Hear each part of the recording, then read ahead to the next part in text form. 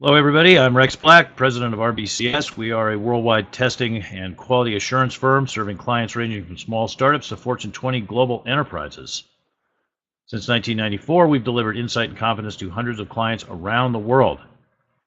I'm the author of many books on software testing, as well as being the past president of the ISTQB. Relevant to this particular presentation, I was the project manager and technical editor of the ISTQB Foundation 2018 syllabus project. And in this brief webinar, I'm going to give you some insights into what that new version of the syllabus is going to do for you and what it brings you.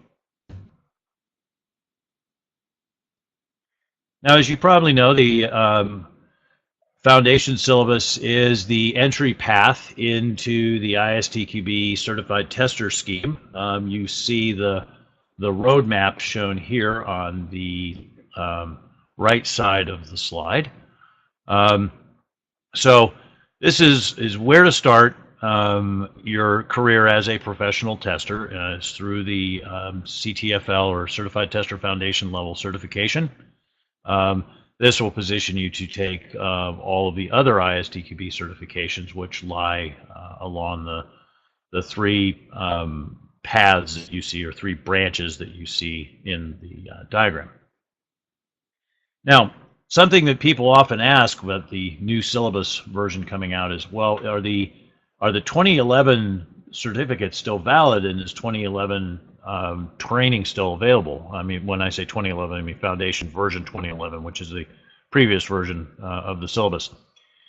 Yes, there is a grandfathering that exists for the certificate. So if you have already obtained your certificate using a 2011 or even an earlier version of the syllabus, that is still valid. There is a sunset period going right now. So if you want to take the 2011 exam and want to take 2011 training, you still could. However, I would really recommend you to take the Foundation 2018 training and exam. It's much better. We are running it now, and we're really happy with it from an instructional point of view. The attendees are happy with it. The exams are going well. So we believe that it's really the time to switch is now. The syllabus is similar, as you'll see. So if you have gotten 2011 training and you're wondering, well, can I take the 2018 exam?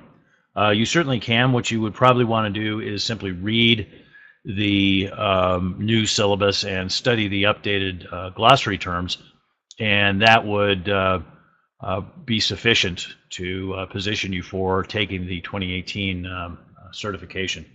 And it really is a much better syllabus, and greatly improved. So I definitely encourage that, even though the 2011 training and exams are still live for some period. So you might say, well, why was the syllabus updated at all? Well, we were getting feedback. Certainly, we as a training provider, RBCS as a training provider, were getting feedback that some of it was a little creaky, a little old. The best practices of which remain the same, but the software testing has had to adapt to new technologies and new ways of developing software, and really needed to take that into account to illustrate the syllabus with examples that were a little more up to date, and also, honestly, a little less IT centric. When I say IT centric, I mean the older syllabus, when you read it, might have kind of sounded like it was targeting people who work in building custom applications for data centers. Of course, that's still important, but there's a lot of other stuff that goes on. It's agile development of applications that are used, and, software as a service, and all sorts of Internet of Things developments going on. So we wanted to really make sure that we reflected that in the syllabus, and also we wanted to make it a little more practical, less less discussion of theory and more discussion of how that theory plays out in the real world. So I think you'll see that when you read the new syllabus. It's tighter, cleaner, more relevant. Same basic concepts there, just much better, more modern presentation of them. Now, speaking of Agile, we have included in the new version of the syllabus a lot of discussion of DevOps and Agile and so forth, and you'll see that in there. Now, that said, the foundation syllabus is generic in that it is not targeted for a specific development method. Now, there is a Agile track that is being built out, and I'm the Agile Working Group chair. So that's certainly something that if you are involved in Agile testing, I encourage you to follow that track as well. Now, something that sometimes comes up with respect to the foundation syllabus is, well, I'm not a tester. I don't have the word tester in my title, or I don't get paid to test. I do mostly development, but I do some amount of testing. Should I get this certification? And I'd say, yeah, definitely. If you're at all involved in software development, the foundation certification is something that you will find interesting. I just ran a 2018 training a few weeks ago, customized version of it for people who were developers who also are involved in training, or involved in testing, and they found it highly relevant. So, I'd say it's not just for testers; it's really for all sorts of members of the development team.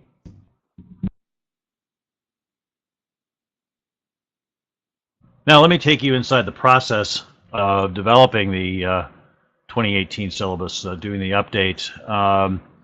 So we had a working group. That's the way that the ISTQB works. So there's a foundation working group, and led by a chair and vice chair, surrounded by a set of volunteers who are helping to update the syllabus. Many of these people with decades and decades of experience. As I said, I was the project manager for this effort, and also a technical editor, and that led to me doing a lot of processing of comments on the syllabus. So we had 3 reviews: alpha review, which is an internal review, a cross review across different participants in the ISTQB, and then a beta review, which was more of a wide review that included more people, including people outside the ISTQB.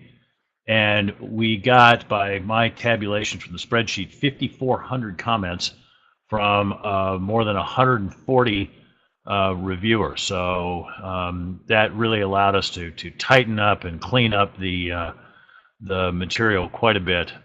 So greatly improved thanks to all those reviews. Another aspect of tightening up the syllabus was adjusting the time allocations. The 2011 version of the syllabus, the timings, to be completely frank about it, were just made up. Not made up like totally fictitious, but there was no methodology used to determine the time. It was just somebody looked at it and said, well, we should spend about X number of minutes on that section. Now, over the years, and that's for historical reasons. That's because the syllabus has been around without major timing adjustments for over a decade. In that intervening period, we in the ISTQB had developed a way of calculating timings based on learning objectives. It turned out to be quite accurate. So we applied that to come up with the chapter time allocations. We think that the time allocations now are much more realistic than what was true in the 2011 version. Now, I mentioned the cross review. To go back to that for a minute, the cross review was something that we very much wanted to do, and really have needed to do for years, to ensure that the foundation syllabus and all of the other syllabi ISTQB syllabi are aligned and consistent in terms of terminology, in terms of methods that are specified, and so forth. So we did that. That was a major effort. The number of hours spent doing that were really kind of it'd be if you were to be involved in that, you'd be amazed at how difficult that is to get out every last inconsistency and misalignment that can exist between multiple documents that have been developed over time. They get really burrowed in there, and you have to look closely to find them. But we did get those all fixed, and we think that the alignment is quite good now. The only issues that still remain with respect to, say, the foundation versus the advanced are due to be resolved as part of the advanced syllabus update, the next advanced syllabus update. So those will all be taken care of. What we put together when they did the update was a full package. It came out in June. The 4th of June was the official release date. It was done and voted on in May. So that includes the syllabus. It includes an overview that specifies the business outcomes, kind of value that you can expect to receive from taking training in the exam. There are 2 sample exams, and a third is in progress right now. So there'll be a whopping 3 sample exams available to support the syllabus, which is great. The exam structure and rules was updated to go with the new syllabus, so that's been rebalanced, and we think provides a better focus on the practical aspects. There are accreditation guidelines if you're a training provider. Some rules about what needs to be done. These rules have actually existed for a number of years in the form of a general accreditation process, but we've now made it explicit that they apply for the foundation. So every K2 and K3 learning objective defined in the syllabus must be illustrated with an example, and every K3 learning objective must have a exercise, hands-on exercise that has to be done in class, and the solution demonstrated by the instructor to the trainees. There has to be a debrief process in class. So again, the idea is to make this practical through illustration via examples, and also through exercises. Localization is in progress at this point. Some translations of the syllabus are underway, so if you are looking for, say, a Spanish version, I believe those will be out shortly.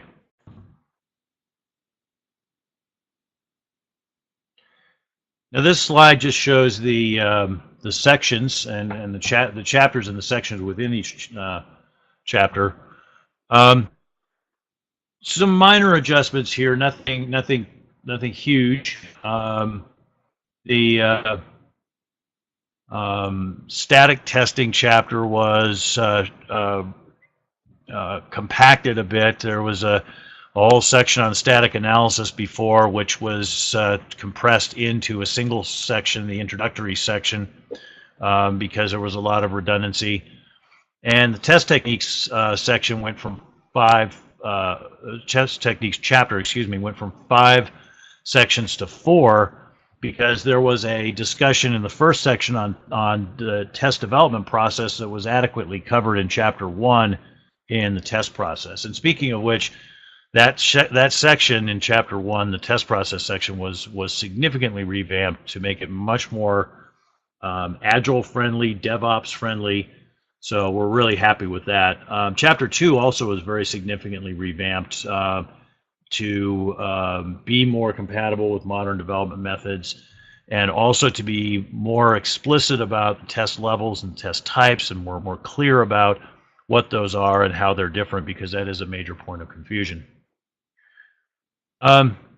Chapter 5, the test management chapter, remains in its original form to some extent, though. It is tightened up and adapted, as I said, for modern methods, so it's quite improved. Chapter 6 is shrunk from 3 sections down to 2. The older version of Chapter 6 had a lot of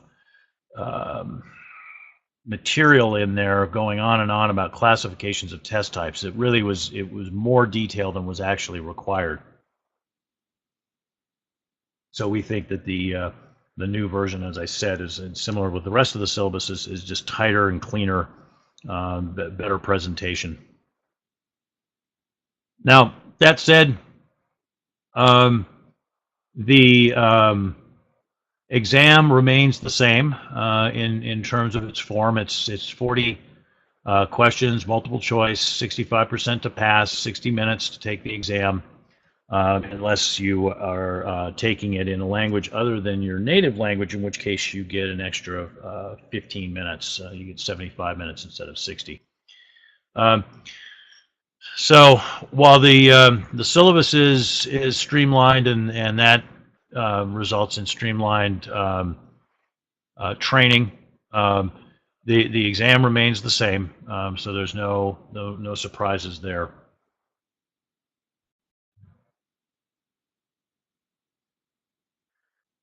So to get a little more specific about the content changes that occurred in syllabus, as I said before, we brought it up to date. There have been important industry trends like shift left and agile and DevOps, continuous integration, continuous delivery, continuous deployment. These are all things that have a major intersection with testing and how testing is done. So we wanted to make sure that we acknowledge that, but also made it clear that again, the best practices remain, and show how those best practices apply in the context of these newer methods and also newer technologies. There were some references in the old syllabus to some standards that are obsolete or have been withdrawn by the various standards committees. So we tightened that up too. The references are now to the more current, relevant versions of the standards, if that's something that's important in your organization. As I said, the various little inconsistencies, both internal and cross-syllabus and with the glossary, have all been resolved. The tremendous amount of effort was put into polishing that to get those out, and I'm quite happy with the result. Also, as I mentioned, the test process has now been updated so that it is not as prescriptive. It's more flexible, easier to adapt to different scenarios, easier to fit into iterative life cycles and prototyping life cycles and so forth. In Chapter 2, the discussion of test levels and test types has been clarified. As I mentioned before, that's always been a major point of confusion for people. What's the difference between test type and the test level? And it's still, I run into that all the time out in the industry. People get those things confused, and that results in certain tests not being run until much later than they could be, which is, of course, not desirable. In a shift left kind of world, we want the tests run as early as possible, not later. The static testing chapter, Chapter 3, as I said, was streamlined and compressed a bit. But at the same time, we also made it more practical by adding an exercise. So there's a K3 learning objective, an application learning objective defined in the chapter, and that requires an exercise. So there's a discussion of not just types of reviews as before, but also techniques of reviews, and you should be applying those techniques in the review exercise. So it really gives you a chance to get hands-on with reviews, unlike the material before, which didn't actually require that. Now, we had always had a review exercise in our training material because we felt that was an important topic, so it's good to see the syllabus kind of catch up with that. The discussion of the black box and experience-based test design techniques in Chapter 4 was quite cryptic in the 2011 version of the syllabus. So this is now, both of those sections have been expanded to provide more detail, to make the syllabus an even better resource when it comes to the topics of test design. At the same time, we moved away from a in-depth coverage or in-depth discussion of code coverage, which was part of Chapter 4. Now it's about being able to understand that and interpret what a test tool might tell you in terms of code coverage, rather than spending a lot of time tinkering around with code. What we found was that that's not something that most testers need to be hands-on with. Now, some training providers, certainly we do offer this, will have optional material that can be used to get into the hands-on discussion about white box code coverage. So that's something that you, if you need that covered in your training because your audience is quite technical, you may want to ask your training provider about that. And just overall, the learning objectives of the text were, as I've said, tightened up, cleaned up. There was a lot of kind of clunky wording that had accumulated over the years. One of the great things about the ISTQB is it's an international organization, but one of the challenges that sometimes comes up with that is that you get people writing material in what is effectively a second language for them, English. And if that's not carefully edited, that can have some little glitches in it. So we were careful to get that all out. We had actually multiple rounds of technical edits. In addition to myself, Dorothy Graham was a technical editor, and we had a copy edit done. So we really feel like the English, the way that the concepts are expressed, is really well expressed in standard U.S. English.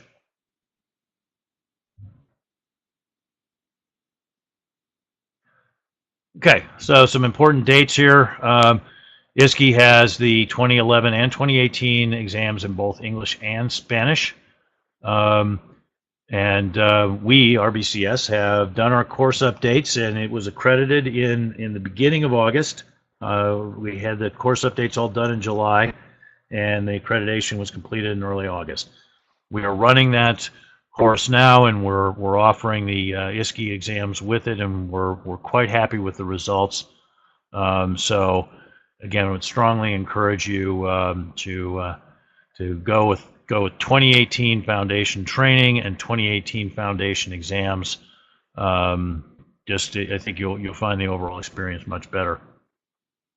Now, if you do decide to stick with 2011, you have less than a year. You've got 9 months left to do that in English, and you have 15 months left to do that for non-English. But I would really expect that a lot of the training providers will probably be strongly encouraging 2018 training much sooner than that, if they're not already.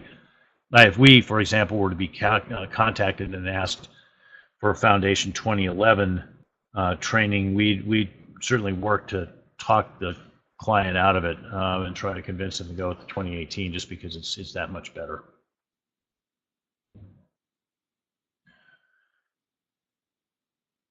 And we have some contact information here, how to get in touch with ISTQB. You see the RBCS contact information up there, www.rbcs-us.com. Certainly be happy to hear from friends in Ukraine or around the world for training. We offer e-learning, and we offer virtual classes. Our virtual classes are available in 2018 version now. The e-learning is currently being updated to the 2018 version. We expect to have that done by the end of December. Also, some links shown here for some of the 2018 resources that I mentioned. Certainly the syllabus and the glossary are things to look at if you're a candidate. If you're a training provider, then they make sure that you download and follow the accreditation guidelines to produce the highest quality, most practical training course possible. So thank you.